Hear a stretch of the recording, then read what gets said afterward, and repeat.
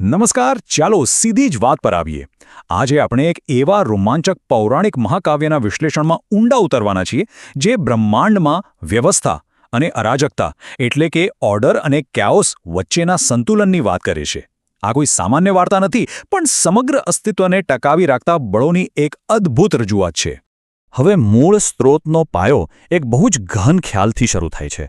જ્યારે પણ પૃથ્વી પર અધર્મ વધે છે, આ વિચાર જ આખી કથાનો આધાર છે.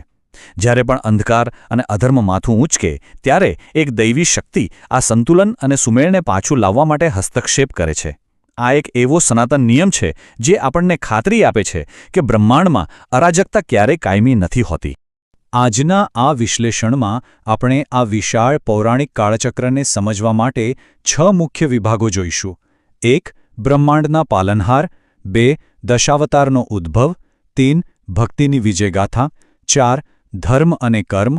5. કલ્કી, નવી શરૂઆત. અને છેલ્લે 6. વિષ્ણુનો સાચો સંદેશ. તો ચાલો પ્રથમ વિભાગથી શરૂઆત કરીએ. બ્રહ્માંડના પાલનહાર. મૂળ લખાણ સમયની શરૂઆત પહેલાંના એક દ્રશ્યનું વર્ણન કરે છે. કલ્પના કરો, જ્યારે ચારે બાજુ માત્ર અંધકાર હતો, ત્યારે એક જ્યોતિ પ્રગટી. ભગવાન વિષ્ણુ અનંત ક્ષીરસાગરમાં શેષ નાગ પર અત્યંત શાંત મુદ્રામાં બિરાજમાન છે.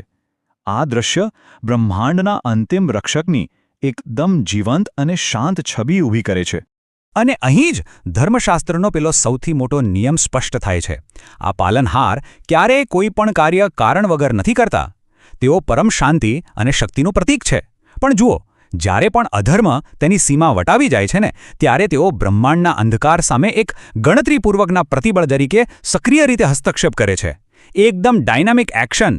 હવે બીજો વિભાગ જોઈએ. દશાવતારનો ઉદ્ભવ. આ દશાવતાર એટલે કે 10 મુખ્ય અવતારોની સમયરેખા છે. આ દર્શાવે છે કે કેવી રીતે એક નિશ્ચિત ક્રમમાં વિશાળ કાળખંડો, જેને આપણે યુગ કહીએ છીએ, તેમાં અવતારો પ્રગટ થાય છે.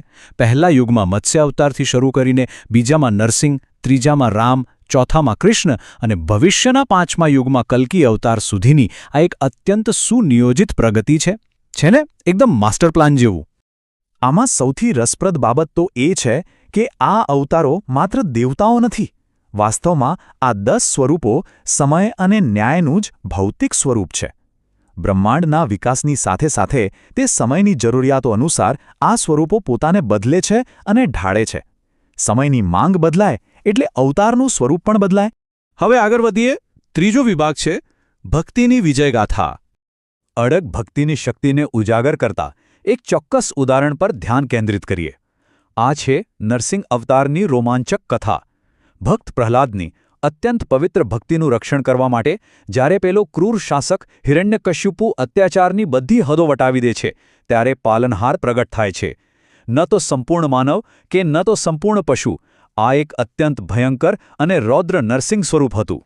અહીં નિર્ણાયક અને રસપ્રદ મુદ્દો એ છે કે આ અવતાર કેવી રીતે પદ્ધતિસર પેલા અત્યાચારીના અપરાજિત લાગતા વરદાનોનું તોડ કાઢે છે. આ 4 ચોક્કસ શરતો જુઓ. ન ઘરમાં કે ન બહાર, પણ ઉંબરા પર. ન દિવસે કે ન રાત્રે, પણ સંધ્યાકાળે. ન માનવ કે ન પશુ, અડધો માનવ અને અડધો સિંહ. અને શસ્ત્ર વિના માત્ર નખનો ઉપયોગ કરીને પાપીનો અંત આણવામાં આવે છે. આને કહેવાય ન્યાયનું અદ્ભુત અમલીકરણ. બુરાઈની આ નાટકીય હાર તો છે જ, પણ આ કથા એક બહુ મોટો રૂપકાત્મક સંદેશ પણ આપે છે. તે દાર્શનિક રીતે સાબિત કરે છે કે પરમ શક્તિ બ્રહ્માંડની દરેક વસ્તુમાં હાજર છે. સર્વવ્યાપકતાનો આ સિદ્ધાંત સ્પષ્ટ કરે છે કે એક નિર્જીવ લાગતો થાંભલો પણ ઈશ્વરથી ખાલી નથી હોતો. આપણો ચોથો વિભાગ છે ધર્મ અને કર્મ.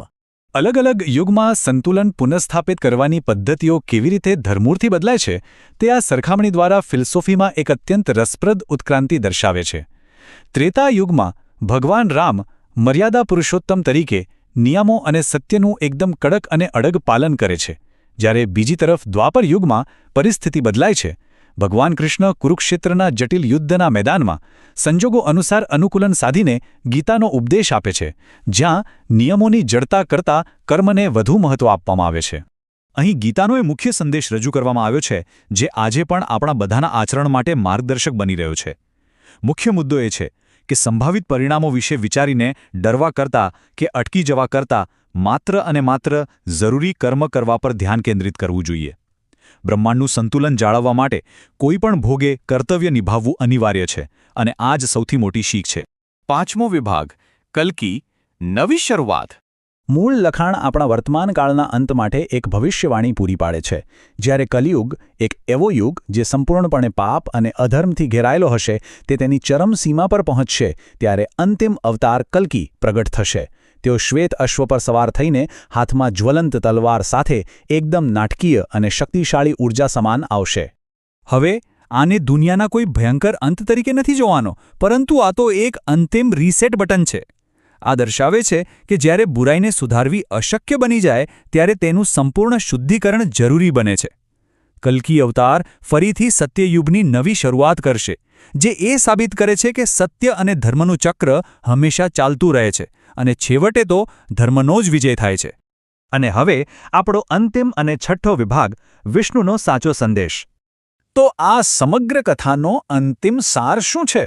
અહીં સ્પષ્ટપણે વ્યાખ્યાયિત કરવામાં આવ્યું છે કે સાચી ભક્તિ એ માત્ર કર્મકાંડ કે ખાલી પૂજાપાઠ નથી. સાચી ભક્તિ તો એ છે કે આપણે આપણા રોજના જીવનમાં શાંતિ, દયા અને કર્મમાં સ્થિરતા જેવા દૈવી ગુણોને અપનાવીએ અને તેને ખરા અર્થમાં આચરણમાં મૂકીએ. મૂળ લખાણ એવા સુંદર વિચાર સાથે સમાપ્ત થાય છે કે બ્રહ્માંડના આ શાંત સ્વરૂપનું માત્ર સ્મરણ કરવાથી પણ આપણું અશાંત અને કોલાહલથી ભરેલું મન એકદમ શાંત થઈ શકે છે. શાંતાકારમ ભુજગશયનમ, આ વિચાર જ મનની તમામ અરાજકતાને સ્થિર કરવાની શક્તિ ધરાવે છે. વ્યવસ્થા અને અરાજકતાના આ વિશાળ ચક્રોને ધ્યાનમાં લેતા એક ખૂબ જ પ્રભાવશાળી પ્રશ્ન ઊભો થાય છે. જો આ અવતારો બ્રહ્માંડમાં સંતુલન લાવવાનું કામ કરે છે, તો આજના આધુનિક સમાજમાં એ સંતુલન જાળવવા માટે આપણે શાંતિ, કરુણા અને કર્તવ્યના આ સનાતન ગુણોનો ઉપયોગ કેવી રીતે કરી શકીએ? આ એક એવો ઊંડો વિચાર છે જેની સાથે આપણે આજનું આ વિશ્લેષણ પૂર્ણ કરીએ છીએ. આના પર વિચાર ચોક્કસ કરજો.